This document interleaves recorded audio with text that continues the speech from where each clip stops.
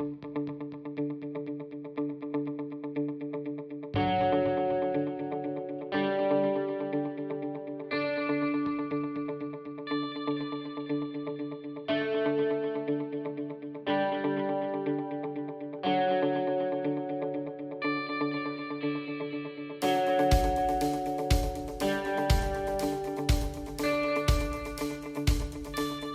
Heating and Air, the team ensuring your comfort.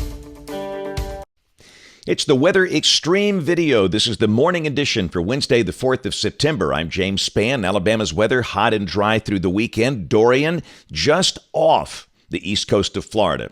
Let's go in there and talk about it. There's the upper air look. You can see a pretty good short wave will be passing north of the state, deepening a trough over the eastern U.S. that will ultimately pull Dorian out to sea after sideswiping the coast of the Carolinas in coming days. We are in the 70s early this morning, highs up in the middle 90s today. It's going to be a sizzler on a September day. There's the watch warning map around the country. Most of the issues on the South Atlantic coast with Dorian. Got a risk of a few isolated tornadoes in the outer spiral bands around Dorian later today and tonight. The risk is from near Daytona Beach up to Wilmington, North Carolina. Also got a risk of severe storms over the northeast United States in advance of that trough. Tomorrow, again, the chance of a few isolated tornadoes on the coast of the Carolinas with the outer bands of Dorian. And on day 3, which is Friday, marginal risk over parts of Wyoming, Montana, and South Dakota. Here's the rain for the next 7 days. Nothing from Texas to Alabama. Big numbers, obviously, on the Atlantic coast with Dorian. So let's look at the tropics. We are near the climatological peak of the hurricane season, and we've got 1, 2, 3, 4, 5 on the board. This is the 5-day outlook. First off, that little disturbance south of Bermuda, that will likely stay out in the middle of nowhere. We have a new tropical storm out in the eastern Atlantic, Gabrielle, that will be gaining latitude, most likely no threat to land. The one to watch is that new wave coming off the coast of Africa. And that's a lower latitude system that might try and get its act together. In fact, the Hurricane Center giving it a high probability of doing that. But still remains to be seen if that keeps on coming west toward the Lesser Antilles or if it recurves. A long way out there, something to watch. In the western Gulf, we have Tropical Storm Fernand with top winds of 50 miles per hour. This comes inland today. It's a tropical storm south of Brownsville, Texas.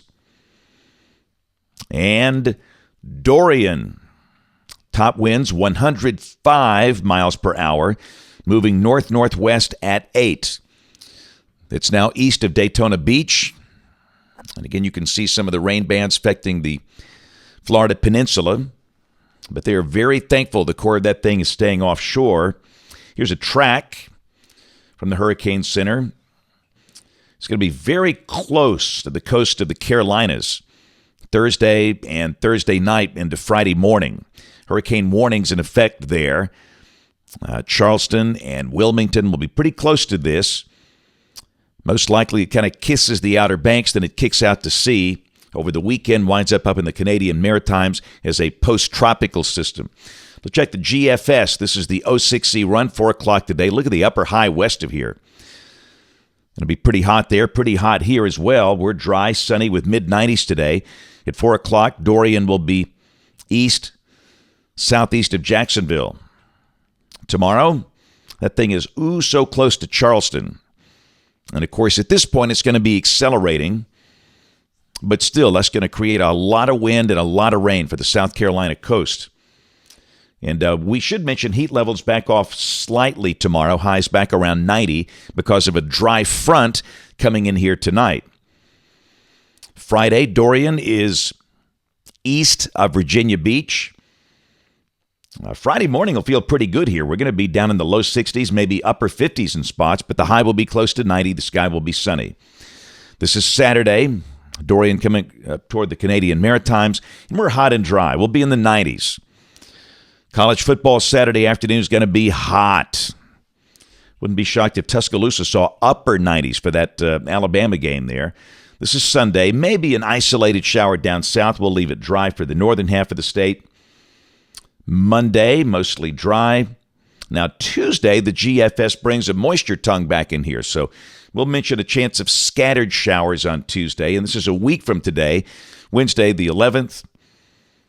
We'll shortwave to the west, and again, moisture increases, so maybe some folks could see a little rain with highs maybe in the upper 80s, low 90s, if this verifies. We'll go out 10 days. This is Friday the 13th.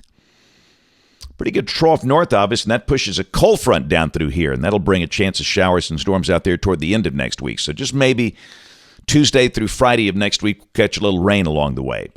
Here's the QPF off the GFS for Birmingham out of the ensemble. The mean is about 1 inch. Numbers coming up a little bit for the next 15 days.